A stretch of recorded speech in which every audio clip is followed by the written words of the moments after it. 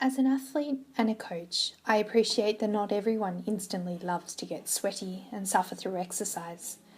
Similarly, I appreciate that not all of us instantly fall in love with the intimate side of the wilderness, mud, insects, or sleeping on the ground in a tent. Admittedly, my early memories of hiking in heavy woolen garments and gumboots with my parents are not all about loving it. I have fond memories, though, of making pancakes on the Trangia and waking up to snow on Christmas morning in the walls of Jerusalem. But conversely, I have memories of feeling cold and miserably wet on an early hike into Lake Ada on the Central Plateau, and of the long, lonely hours of waiting for my dad on the side of the overland track whilst he tried to find that perfect campsite as the day drew to a close. But you can learn to love the rough and appreciate what the wilderness means to you, be it beauty from afar or a soft and intimate involvement with nature. I certainly grew to love the wild. It has helped to shape me into who I am, both as Hanny Allston and as an athlete. When I graduated from school, I became a wilderness guide for some leading tourism eco-operators who still operate successfully today.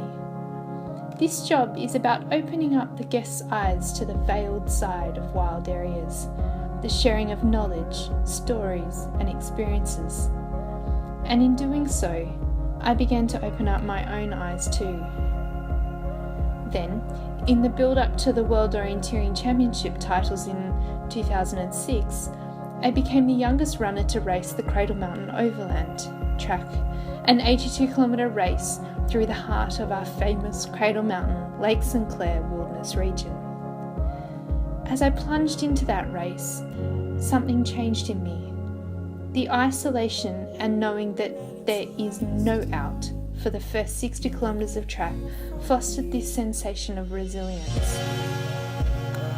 I remember every moment of that run. The sun rising over Cradle Mountain, drinking from the streams, and the quietness. It wasn't racing, I was experiencing. When I crossed the line, I had this huge lump in my throat, and I just knew that this experience would be integral to my strength as an athlete, both physically and emotionally.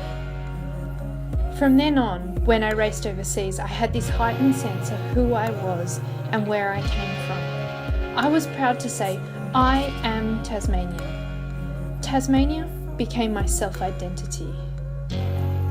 I have since raced in the depths of forests in 35 countries around the world, living for extended periods in many of these.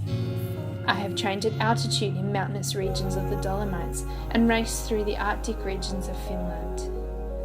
However, it has taken me 29 years and this accumulation of experiences to realise that nothing compares to what we have on our island. We are unique. This was highlighted to me when I recently tried to enter the World Skyrunning Series, an extreme version of mountain running. The Italian organiser came back to me and asked, "Will you be running for Australia or Tasmania?"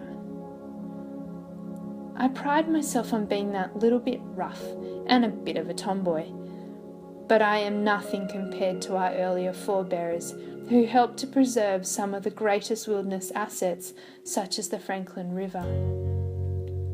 Whilst I need to have wild experiences, I'm content in just knowing that the wildest areas are protected and out there somewhere, and that I don't need to be in them to know them.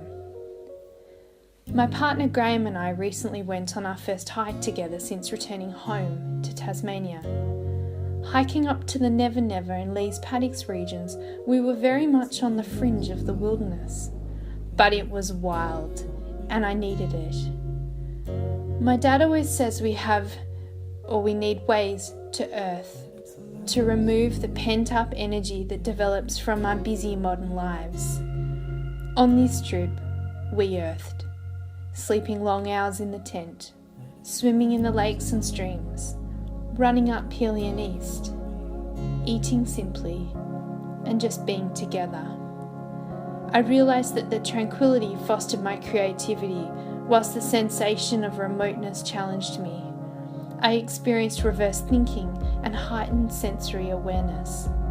Most importantly, we both recognised the sensation that we were home. Tasmania, wild, home. Our wilderness regions are not locked up, and as individuals we all need the wild regions for different reasons.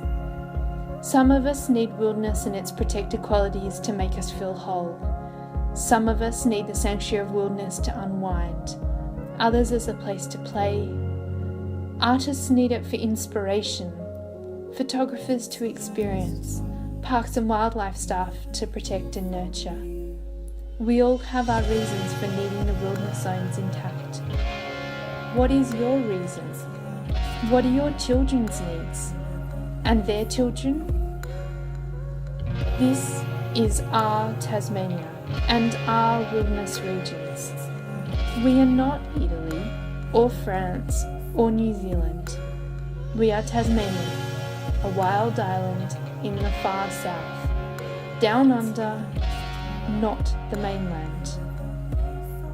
We need to realise that we together are the stewards of this unique place and can all have a voice in protecting it for future generations, so they too can suck barley sugars in gumboots atop a mountain. We need to all protect the boundaries of our wilderness World Heritage Zones that attract tourists and new Tasmanians to our island in increasing numbers each year. We all have a role to play. Please, learn to love what we have, if not intimately, then from afar.